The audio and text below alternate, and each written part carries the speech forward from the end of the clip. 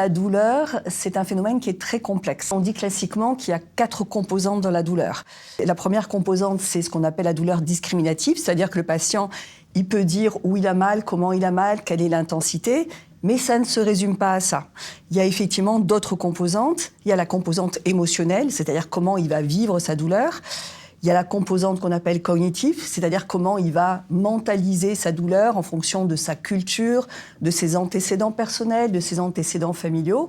Et la composante comportementale, c'est-à-dire comment il va réagir au niveau des mimiques, du mouvement par exemple. Quand on va dans un centre antidouleur, on ne traite pas que la composante intensité, qu'on va bien sûr prendre en charge, mais on prend le patient dans sa globalité et on va essayer de traiter toutes les composantes que je viens effectivement de vous expliquer. Il n'y a pas que la maladie non plus. C'est une maladie qu'on annonce à une personne qui a déjà une histoire, qui a une famille, qui a déjà d'autres blessures probablement. C'est pas un robot qu'il faut soigner, c'est un être humain, donc il a une sensibilité et il faut voir comment il vit ce qui lui arrive.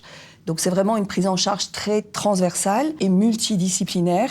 Et le patient va apprendre un certain nombre d'approches qui peuvent être très larges et très variées, du médicament très sophistiqué aux approches non médicamenteuses qui ont également leur place.